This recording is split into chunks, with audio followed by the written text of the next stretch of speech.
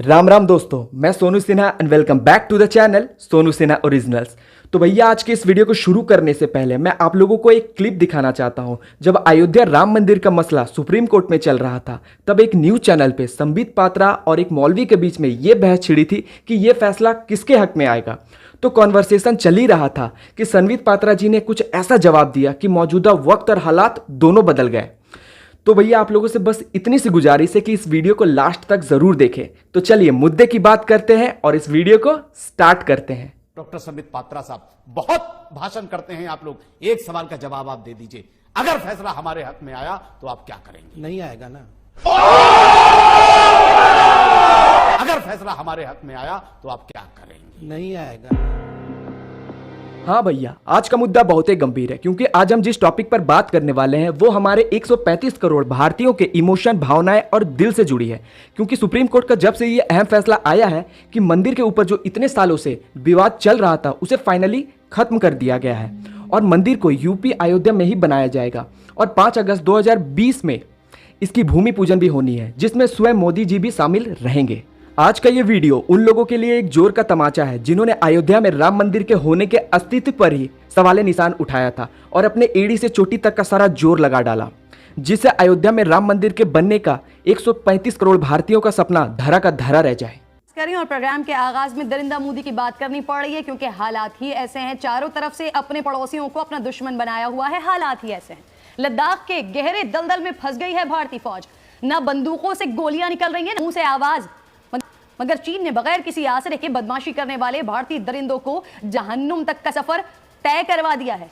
चल बोजड़ी के बोलने दे तकलीफ हुआ है बेचारे को। बोल।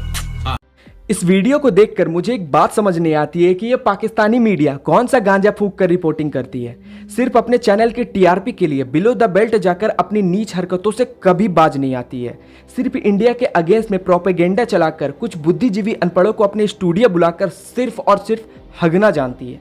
मुझे पता नहीं चलता, जब भी इनके न्यूज़ चैनल को देखो ना तो सिर्फ इंडिया के बारे में उल जुलूल बकते रहते हैं, चाहे वो राम मंदिर से रिलेटेड हो या इंडिया का इलेक्शन हो या जेठालाल की सेटिंग क्यों ना बबीता जी से हो ही जाए, ये लोग उसे भी ब्रेकिंग न्यूज बनाकर अपने चैनल पे दिखाने लगेंगे कि ये देखिए। फाइनली इंडिया में बबीता जी ने जेठालाल को हाँ बोल ही दिया।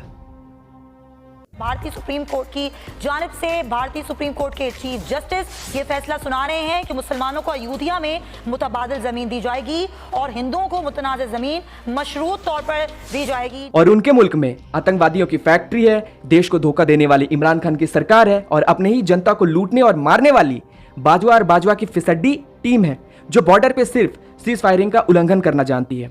हरे पाकिस्तानी मीडिया के पास ये सारी तमाम चीजें हैं दिखाने को, मगर नहीं दिखाएंगी क्योंकि जिस दिन पाकिस्तानी मीडिया ये सब चीजें दिखाने पे उतारू हो गई तो उसके अगले दिन ही इस न्यूज चैनल को और इस स्टूडियो को पाकिस्तान के मैप से पूरी तरीके से मिटा दिया जाएगा।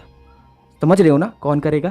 इसीलिए ये बेचारे इंडिया को बुरा भला बोलकर अपने देश को इंटरटेन करते हैं और अपने चैनल की टीआरपी बढ़ाते हैं। मीडिया के लोग कि तुम कब तक ये बात करते रहोगे बाबरी मस्जिद की, तो मैं आज कह रहा हूं, तुमसे पहले भी कहा था, मुझे नहीं मालूम कि आप क्या करेंगे, मगर मैं अब इनफरादी तौर पर कह रहा हूं, मैं अपनी जमात की तरफ से कह रहा हूं कि हम जब इस दुनिया से चले जाएंगे तो अपनी औलाद को सिखा कर जाएंगे, नसीहत करके जाएंगे और वसीयत करके जाएंगे। उनसे कहेंगे कि देखो बेटा, देखो बेटी, जब तुम भी इस दुनिया से जाओगे तो यह वसीयत करना। और क्या है कि 6 दिसंबर 1992 को संघ परिवार ने बाबरी मस्जिद की शहादत की, डेमोलिश किया, इसको बताते रहना। जब तक दुनिया रहेगी, सुनो संघ परिवार, हम हिंदुस्तान में बाबरी मस्जिद की शहादत का जिक्र करते रहेंगे, दुनिया को बताएंगे। मेरा कानूनी राइट है बाबरी मस्जिद, जिसको अंग्रेजी में बोलते हैं लीगल राइट। मेरी बाबरी मस्जिद मेरा लीगल राइट है।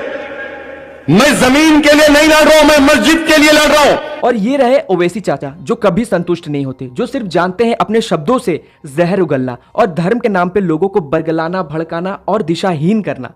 और इन्हें अपने प्रेसिडेंट गवर्नमेंट से इतनी प्रॉब्लम है और हिंदुओं से इतनी प्रॉब्लम है, अगर इनका बस चले तो भारत का नाम बदलकर पाकिस्तान 2.0 रखने में ये ज्यादा वक्त नहीं लेंगे। हम अपने एक लीगल हक के लिए लड़ रहे थे, हमको किसी से खैरात की जरूरत नहीं है 5 एकड़ जमीन की।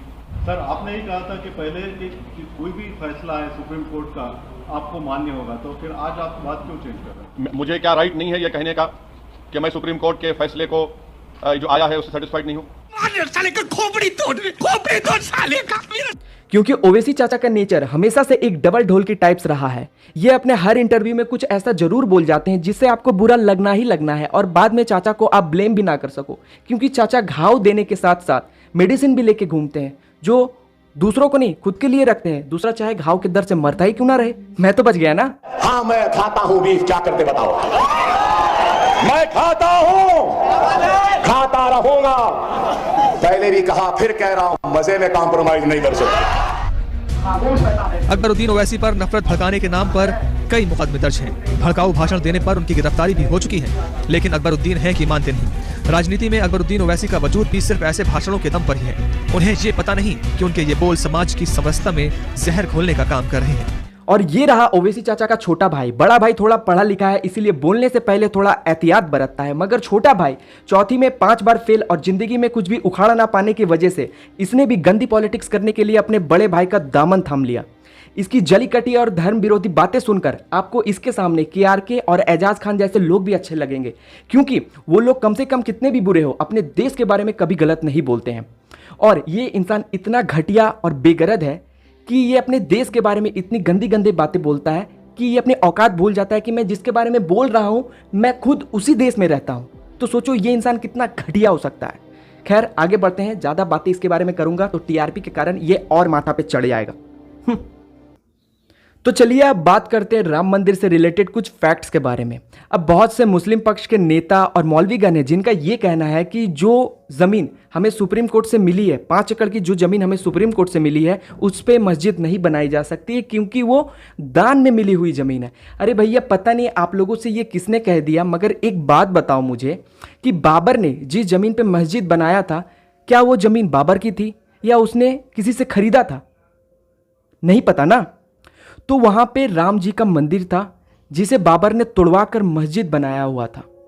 यही बात सुप्रीम कोर्ट में विवाद के रूप में चल रहा था। यह फैक्ट है, अगर आप जानते हो तो आप थोड़ा सा भी बाबरी मस्जिद के बारे में गूगल में थोड़ा सर्च वर्च करोगे ना, इधर उधर ढूंढ ढांड करोगे तो आपको पता चल जाएगा कि मैं क्या बोलना चाहता हूं।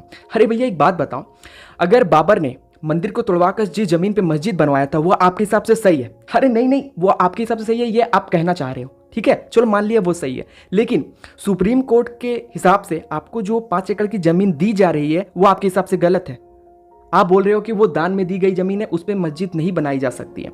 अरे भैया एक बात समझ लो, दान इंसान खुशी से करता है, लेकिन ये जमीन आपको कोर्ट ने दी है जो आपका हक बनता था। इतना बढ़िया निर्णय दिया कि मुस्लिम पक्ष को भी कोर्ट ने 5 एकड़ की जमीन दी। कुछ साले ये आ गए किस वहां पे हो गए कि खैरात नीचे है, किस टाइप के हो गए, खैरात कौन दे रहा है, निर्णय है। यह बाबरी मस्जिद राम मंदिर की बात यार फिर से तुमने वो शुरू कर दिया। जब सुप्रीम कोर्ट का ऑर्डर आ गया है तो अच्छा ठीक है, बहुत बड़े कुछ एक उसने नाराज नहीं ये बात बोली कि मैं तो ऐसे 50 एकड़ मेरे पास खुद है, मैं निकल जाऊं तो 50 एकड़ मुझे मिल जाएंगे। अबे तो ले लेना, तेरे पास बहुत 50 एकड़ 5,000 एकड़ इकट्ठा कर, तेरे को बड़ी चिंता है तो जो गरीब बच्चे भूखे बच्चे उनके लिए कुछ करना, जो किसान वहां पर आत्महत्या कर रहा है उनके लिए कुछ करना बे, जो वहां पर सिपाही मर रहा है उनके परिवार के लिए कुछ बना दे, है ना। और जो वहां लोग मर रहे हैं उनके लिए कुछ नहीं करेगा क्योंकि वहां मेटल है ना, इन लोग की दुकान बंद हो गई सालों की। एंड आई सैल्यूट, इस पहली बार ऐसा लगा कि यार आज देखो सब हिंदू मुस्लिम सिख ईसाई मिलके, सभी नेताओं ने, सभी मीडिया वालों ने, ये पहली बार हुआ कि सब एक सुर में बात कर रहे हैं। बस एक दो ये बहुत बड़े चमन है साले, ये इसलिए मैं बोलता हूं समझ में नहीं आता कि मतलब सुप्रीम कोर्ट पे भी अब तुम करोगे। और बहुत से लोगों का ये मानना है अगर इस 5 एकड़ की जमीन पे कोई मस्जिद बनता है तो ये पूरे भारत का सबसे बड़ा मस्जिद माना जाएगा। अब देखो यार, धर्म के नाम पे और हिंदू मुस्लिम के नाम पे पॉलिटिक्स करने वाले ऐसे ओवैसी चाचा से बच के रहने की हमें बहुत ज़रूरत है, क्योंकि ऐसे लोग पॉलिटिक्स, गंदी पॉलिटिक्स कर जाते हैं और भुगतना हमें पड़ता है। और एक बात हमें याद रखने की बहुत ज़रूरत है कि धर्म चाहे कोई भी हो, मगर इंसानियत और हम इंसान एक जैसे ही है। अगर हम आज लड़ेंगे, कटेंगे, मरेंगे तो किसी का कुछ नहीं आएगा, सिर्फ हम ही लोग मरेंगे और पॉलिटिक्स ये लोग कर जाएंगे और मिलेगा किसी को कुछ नहीं। तो हमें मिलजुल कर रहने की बहुत ज़रूरत है। तो भैया आज की इस वीडियो में बस इतना ही। तो अगर आपको ये वीडियो पसंद आई हो तो प्लीज़ लाइक कीजिए और कमेंट करके मुझे अपना राय बताइए। अगर आपने अब तक इस चैनल को सब्सक्राइब नहीं किया है तो प्लीज़ सब्सक्राइब करके ही जाइए। तो मिलते हैं अगली वीडियो में, तब तक के लिए जय Hind. Signing off, Sonu Sinha originals.